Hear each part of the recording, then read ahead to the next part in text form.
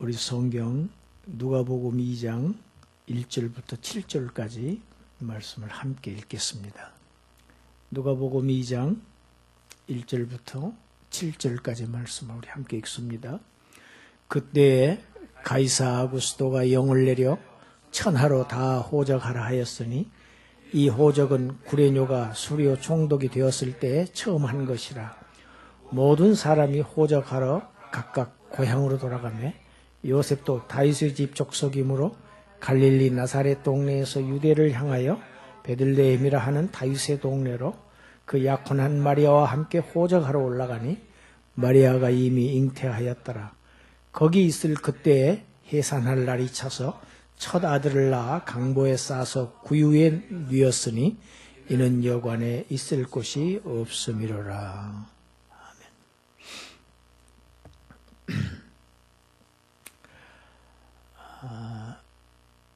로마정 후기에는 그 내전이 아주 많았습니다. 우리가 잘 아는 그 안토니우스 또 옥타비아누스 그 해전 우리가 잘 알지요. 전쟁을 하는 나라는 반드시 한 가지 찾아오는 것이 있는데 국고가 바닥납니다. 전쟁도 돈이 있어야 합니다. 국고가 완전히 바닥났어요. 그래서 전쟁에는 승리해서 이제 황제로 등극을 하기는 했습니다만은 로마의 황제가 되기는 되었습니다만은 이제 식판 문제가 나라의 경제를 살리는 일이 됐어요. 그래서 황제가 된 그 가이사 아구스도가 로마 제국의 전체 그 행정 조직을 개편하고 그리고 이제 세금을 철저하게 많이 걷기 위해서 최초로 인구 센서스를 시작합니다. 인구 조사를 합니다. 이게 오늘 본문에 호적하라 이렇게 명했다 되어 있습니다. 로마에서 한 인구조사는 14년마다 실시했다고 합니다. 그런데 관리적으로는 각자의 고향에 가서 해야 정확하게 그 사람의 그 뿌리가 나오지요. 다윗의 자손인 요셉 그리고 마리아 이 두 사람은 다 다윗의 후손들입니다. 또 마리아는 예수님을 지금 잉태해 있지요. 살고 있던 그 갈릴리 나사렛에서 이제 그 다윗의 출생지인 그 유대 베들레헴으로 갑니다. 갔는데 이제 해산할 날이 다 되었어요. 그런데 문제는 있을 곳이 없습니다. 여관이 없어서 오늘 본문에 보면 예수님의 출생은 어디에서 출생했다고요? 구유에 뉘었다고 하는 것 보니까 가축의 축사지요.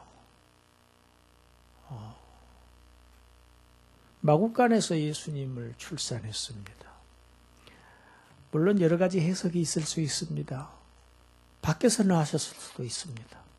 그래가지고 이쪽으로 구유에 옮겨졌을 수도 있고 물론 그렇습니다만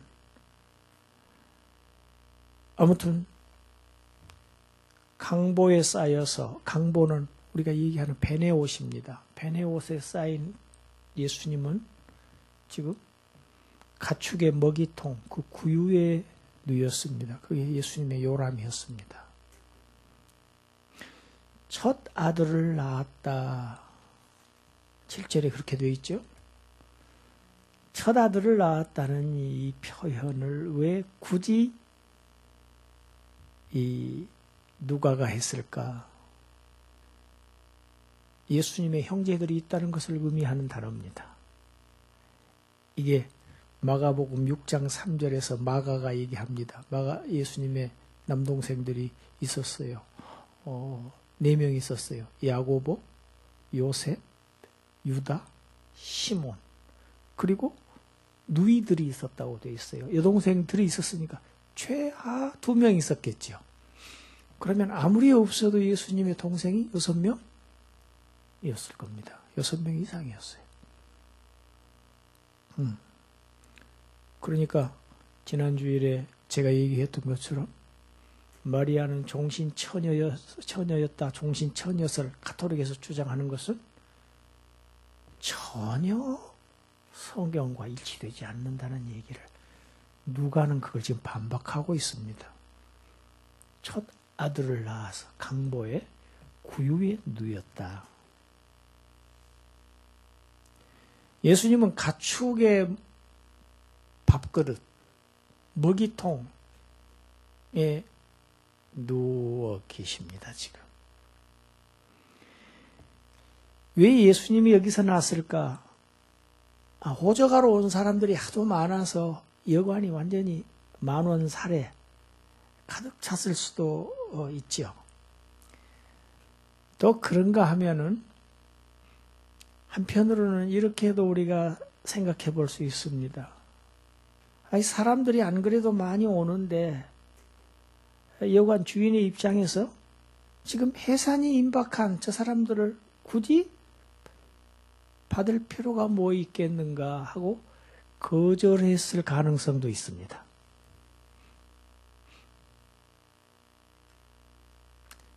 하나도 없지는 않았지만, 빈자리가 방 한 칸도 없지는 않았지만 사람들로부터 거절당했을 수도 있다. 이런 가능성도 제기를 하는 분도 있습니다. 어쨌든 이렇게 지금 상세하게 묘사해 놓은 이 성경 구절을 우리가 볼 때 예수님은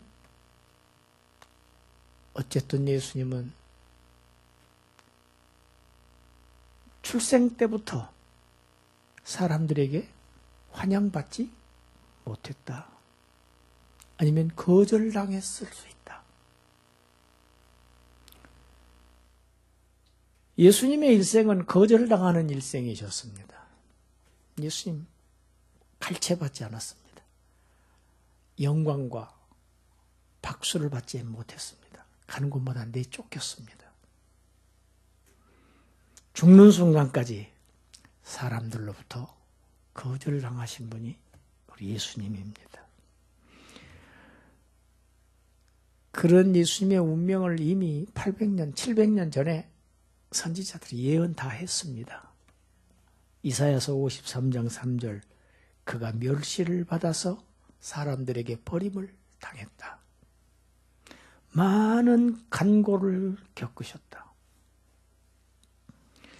아무도 그를 귀하게 여기지 않았다. 이사야 선지자가 이사야서 53장에서 예수님의 겪을 운명을 그렇게 예언했습니다. 뿐만 아니라 사도 요한도 요한복음 1장 10절 11절에서 이렇게 얘기합니다. 우리 함께 읽겠습니다. 그가 세상에 계셨으며 세상은 그로 말미암아 지은 바 되었으되 세상이 그를 알지 못하였고 자기 땅에 오매 자기 백성이 영접하지 아니하였다. 이 세상은 우리 예수님의 자기 땅입니다. 예수님이 누구십니까? 천하의 만물이 그로 말미암아 지은 바 되지 아니한 것이 하나도 없다고 성경에 기록하고 있습니다. 예수님은 창조주이십니다. 성삼위 하나님께서 천지 우주 만물을 창조하셨어요. 창조주 하나님이십니다. 그분이 자기가 지으신 이 피조 세계에 오셨었는데 피조물들이 그를 받아들이지 않았습니다. 거절했습니다. 예수님 당시, 이때 출생하실 당시에 유대의 가난한 집들은 보통 가축들과 함께 이렇게 살았다고 합니다. 우리 요즘에 보면은 이렇게 빌라 지을 때 보면은 1층에는 주차장을 짓고 2층, 3층, 4층 이렇게 사람들이 사는 주택이 되지요. 그런 식입니다. 1층은 가축들이 사는 곳이고 2층은 사람들이 사는 방으로 이렇게 보통 가난한 사람들은 축사를 따로 두지 못하고 이렇게 살았다고 합니다. 그러니까 예수님은 어쩌면 그렇게 가난한 한 사람의 집에 축사해서 이렇게 출생하셨을지 모릅니다. 그럴 가능성이 있습니다. 왕은 왕궁에서 출생합니다. 그렇죠? 높은 재상들은 호화로운 저택에서 아주 귀한 그러한 잠자리에서 태어납니다. 우리 주님은 만왕의 왕이십니다. 누구보다도 높으신 하나님의 아들이 이때 추울 때입니다. 춥디 추운 이 축사에서 짐승들의 거처에서 그 가축의 그 먹이통 안에 지금 예수님이 누워 있습니다. 오늘날 우리도 참 따뜻하게 지내지요. 따뜻하게 지냅니다. 아무리 가난해도 이제 출생하는 어린아이만큼은 따뜻한 방에서 그렇게 출산을 합니다. 그런데 예수님은 그러하시지를 못했습니다. 창조주이신 그분이 죄인의 모습으로 인간의 모습을 입고 이 땅에 오신다는 그 자체가 말할 수 없이 비천해지신 것이고 말할 수 없이 가난해지신 것입니다. 오신 것도 비천함인데 오시는 모습 왜 이렇게 가난한 모습으로 오셔야만 하는가? 조금 더 훌륭한 모습으로 오셨다고 하면은 사람들이 예수님을 그렇게 배척하지 않고 오 이분은 귀한 분이다 이렇게 받아들였을지도 모르는데 예수님은 스스로 낮아지셔서 하나님이 인간의 몸을 입고 오시는 것도 어디 한데 이렇게도 천한 모습으로 오셔야만 하는가?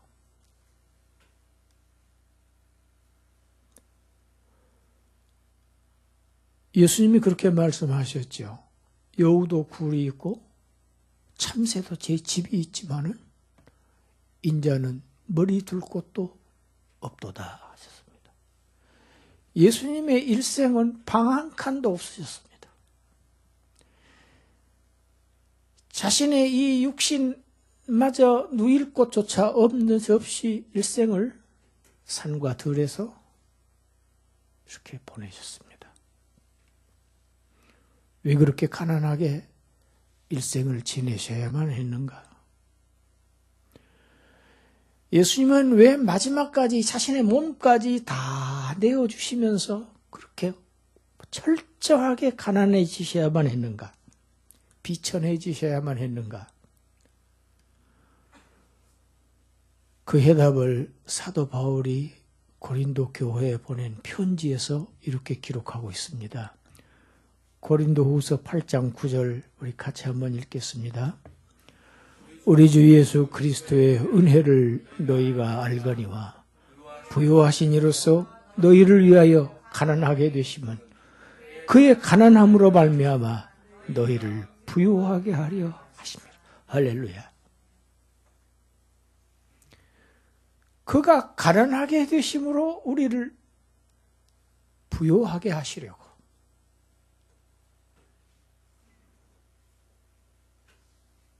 그렇게 오셨다. 그가 비천해지심으로 말미암아 우리가 영광을 얻게 되었다.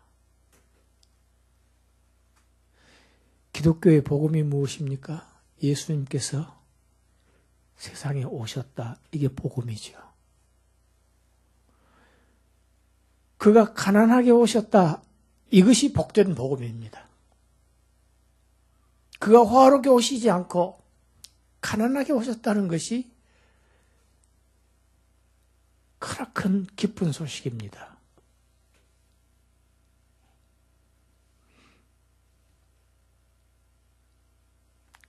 그는 일생 동안 가난하게 사셨고 마지막까지 십자가상에서는 옷 하나도 걸치시지 않고 무엇 하나 손에 가지시지 않고 철저하게 자기의 가지신 생명까지도 다 우리를 위해서 내어주시고 철저하게 가난하게 되신 주님. 그래서 저와 여러분들이 하늘의 풍요를 얻었습니다. 하늘의 부요함이 저와 여러분들의 것이 되었습니다.